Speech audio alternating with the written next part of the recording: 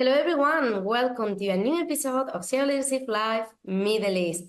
Today, we also welcome Paul Potgieter, Director, Technology, Product, and Platforms at Neon. Hello, Paul. How are you? Good morning. I'm very well. It's great to be with you, Andrea. Good morning.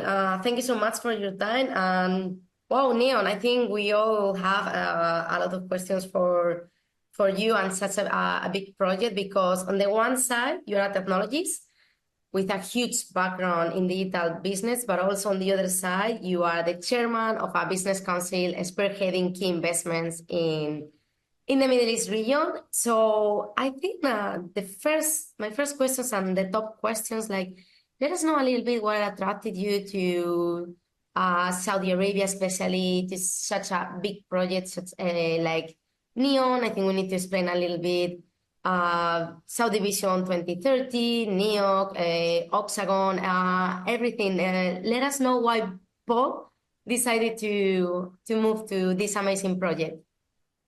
Well, I think you already touched on it, right? It's partly about the vision and the pioneering ambition in the region. But I would say I would summarize it in two ways. I mean, first of all, for those who are in the region, we know very well that this region is pioneering on all fronts, and it's predominantly because of leadership. And if you see how these different countries in the GCC are managed, we know it takes extremely strong leadership to take and to provide this transformative environment that we are in. So I think that attracted me in some way. And I think for most people here, it really motivates us, because most of us here know that we want to be part of this journey. We want to essentially be part of this transformative change that we see. I think the leadership element was a key factor.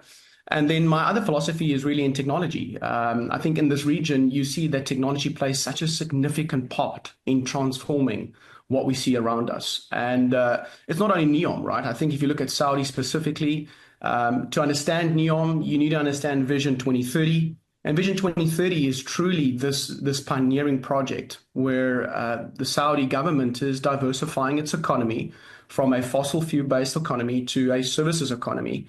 And for me, it really plays into the part that technology is such a big catalyst of that. We've all seen it. You remember about 20 years back, 30 years back, we saw the first shifting of sands where the GCC region was building out the physical infrastructure. Now we're seeing the version 2 of that, where there is in these regions a significant mandate to innovate, to build businesses that are services business, and beyond that underpins that is technology. So I think as a technologist, it's very exciting to be involved in the region. And it's the culmination of the leadership plus the ambition that needs to be reached with technology that I think is very exciting. In NEOM's world, go for it. Please. In NEOM's world, I think it's one of the largest startups in the world, right? So you're working with a giga project that is very ambitious, but once again, it's the combination of the leadership and the technology that comes together. And you've got multiple giga projects that will be leveraging digital technology at all levels. So digital infrastructure plus the processes and the systems to ultimately get to key business outcomes. So I think that excites most people in the region. I think that brings me to my next question. Like, we need to talk a bit of real world digital technology application. Like, could you elaborate on how your team balances innovation with operational efficiency when building new digital products across major enterprises, systems, and also vendors, such Microsoft, for example? I think it's important to understand over the last, I would say, 2 decades, there's been convergence between business and IT. So, business depends more on IT, and IT is becoming a key accelerator for business. As a result, you see businesses that are mostly technology businesses. And today, most of the business owners, the P&L owners, they are technologists. They understand technology, but more importantly, they want to leverage technology to differentiate themselves and make themselves more relevant in the market. So in a competitive market, I think there's no debate. Technology is seen as a significant differentiator to deliver business outcomes. I think if you go to how we work as technologists to really accelerate business, that's where, there's multiple models, there's multiple philosophies, but end of the day, it's about how do you understand the business and how do you solve problems? How do you actually have like go-to-market fit, or more specifically, how are you shaping digital products that can have a significant impact on a problem by solving it? And I think this is where our teams are encouraged to truly partner with the business, understand the business extremely well, get the basics right of business requirements versus technical functional requirements, and then start building. It's an age of building. So we have the tools and the capabilities to build great digital businesses.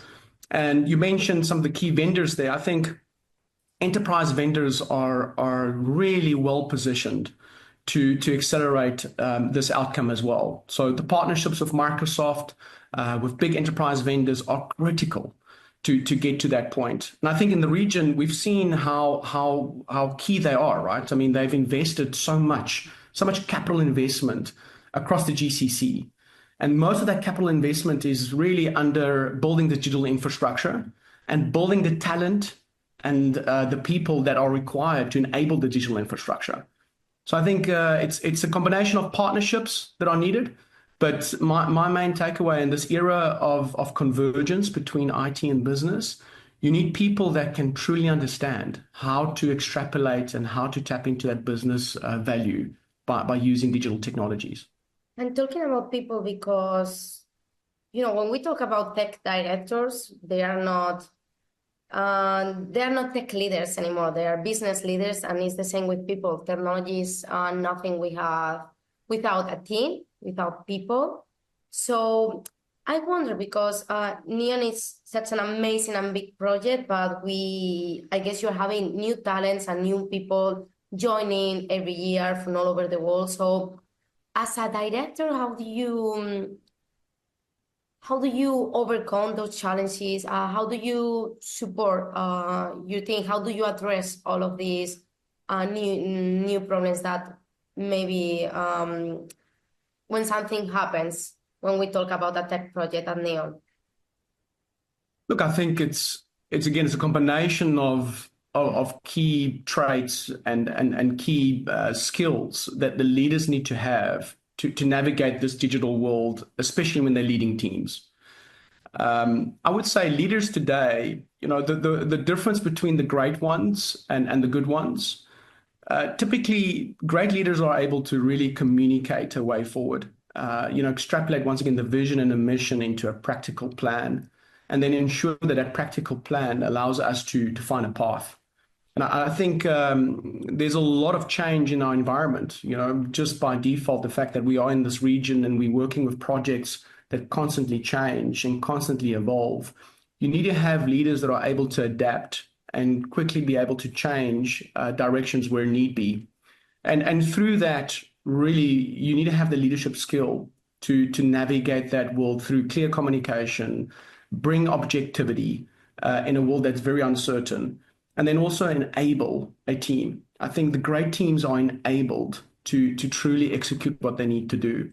So it's this concept of being almost like tight and loose management. There needs to be enough support and enough clarity to execute, but there also needs to be enough space and enough almost independency to be able to execute. So I think the great leaders are able to play in that spectrum and leverage those components where need be. I think the other key point, just to go a bit further, I think talent is distributed today in our world. The region is attracting unbelievable talent. As technologists, we previously looked at Silicon Valley for where all the ideas came from and where all the talent was. And I think I'm very surprised how much talent is actually in the region, and the evidence is you see just so much of Silicon Valley capital, traditional Silicon Valley capital coming into the region. You're seeing partners that are traditionally from the West and from the East deciding to apply capital in the GCC. And with that comes significant talent with that capital deployment. And I think that's also exciting because you've got a wide selection of people that really want to have impact and they want to leave their fingerprints on these giga projects in a good way. And I think that's also exciting. So with that is a great challenge for leadership, right? It means that leadership needs to be on the top of their game and be able to deliver all those things that we spoke about, but also take the people along with them. And I think that's really the essential core part for me.